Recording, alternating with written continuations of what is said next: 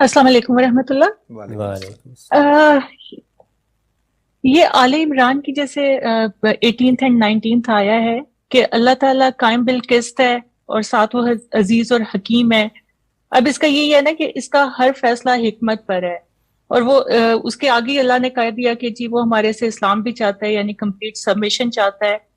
اب اس دنیا میں جو ناانصافیاں ہو رہی ہیں اس کے خلاف آواز اٹھانا یا یہ اس میں آ جائے گا کہ ہم اللہ کے انصاف کو چیلنج کر رہے ہیں، اور کیا یہ ہمارا عقیدہ ہونا چاہیے کہ کچھ بھی نہ کیا جائے کیونکہ یہ اللہ کی حکمت کی وجہ سے ہے؟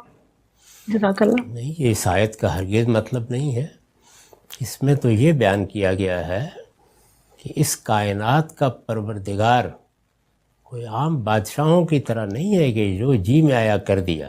یہ بتایا گیا ہے کہ جس طرح اس کی دوسری صفات ہیں اسی طرح اس کی ایک بہت اہم صفت یہ ہے کہ وہ قائم بالقسط رہتا ہے، یعنی ہمیشہ انصاف پر قائم رہتا ہے۔ اس کے ہاں کوئی چیز بھی انصاف سے ہٹ کر نہیں ہوتی۔ وہ اپنے بندوں کے بارے میں کوئی فیصلہ کرے گا، فرشتوں کے بارے میں کرے گا، اپنی کائنات کے بارے میں کرے گا، تو اس میں بلکہ یہ کہا گیا ہے کہ فرشتے بھی اسی بات کی گواہی دیتے ہیں، اور اس دنیا میں جو اللہ کے پیغمبر آئے ہیں ان سب نے بھی یہی بتایا ہے کہ اللہ قائم بالقسط ہے۔ اب قائم بالقسط ہونا اللہ تعالیٰ کا، یہ تو اللہ کی ایک بہت بڑی صفت ہے۔ اگر آپ اس کے سارے پہلوؤں کو سمجھنا چاہیں تو ہماری تاریخ میں استاذ امام امین حسن اصلاحی نے اپنی تفسیر تدبر قرآن میں اس پر جو ایک تفصیلی نوٹ لکھا ہے وہ بہت غیر معمولی ہے، اس کو الگ سے پڑھنا چاہیے۔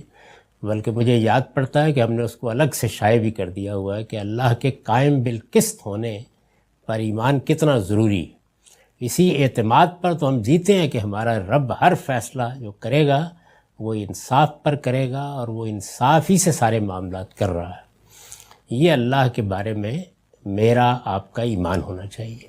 اس کے بعد وہ دنیا ہے جو اللہ نے بنائی ہے، اس میں یہ بتا دیا ہے کہ یہ دنیا میں نے امتحان کے لیے بنائی ہے، اور امتحان کے لیے جب ایک دنیا بنائی ہے تو یہاں لازمی تھا کہ اختیار دیا جائے، ورنہ امتحان ہو نہیں سکتا۔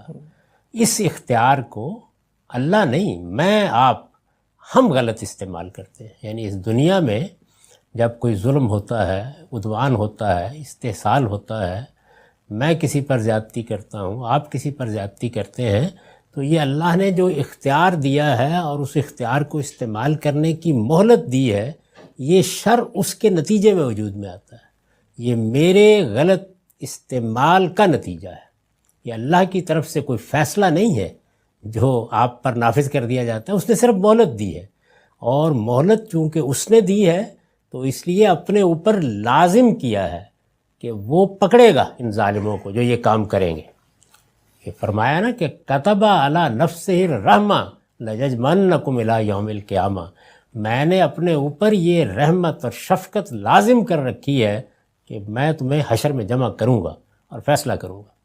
تو یہ قائم بالقسط ہونے ہی کا نتیجہ ہے کہ اس نے اس دنیا کو امتحان برپا کر کے کھیل نہیں بنا دیا کہ ٹھیک ہے مار لو جس کو مارنا ہے، لوٹ لو جس کو لوٹنا ہے، جس کی جان مال آبرو پر حملہ کرنا ہے کر لو۔ اس نے فرمایا کہ مہلت تو میں نے دی ہے، اور یہ مہلت جب تک دی ہے اس وقت تک میں مداخلت بھی نہیں کروں گا، لیکن تم بچو گے نہیں، اس لیے کہ میں قائم بالقسط ہوں، میں پکڑوں گا اور پیشانی سے پکڑ کر تمہارا حساب لوں گا۔ تو یہ بات ہے پوری جو کہی گئی ہے۔ تو یہاں جب آپ کو انسانوں سے کوئی معاملہ پیش آتا ہے تو قانون قاعدے کے مطابق کوئی انارکی پیدا کیے بغیر آپ کو جدوجہد کا حق ہے، آپ کو بدلہ لینے کا حق خود خدا نے دیا ہے۔ یہ بار بار کہا ہے، دین کی دعوت کی جدوجہد میں بھی کہا ہے کہ برابر کا بدلہ تم لے سکتے ہو، معاف کر دو تو بہتر ہے، یعنی وہاں پر بھی یہ بات کہی ہے۔ تو اس لیے یہ پورا حق ہے کہ آپ جدوجہد کریں، اپنے ہاتھ پر ہاتھ رکھ کے بیٹھنا کوئی ضروری نہیں۔ آپ کو ہمت ہے، توفیق ہے، تو آپ اس کے لیے بہت کام کر سکتے ہیں، دنیا میں لوگوں نے کیا ہے۔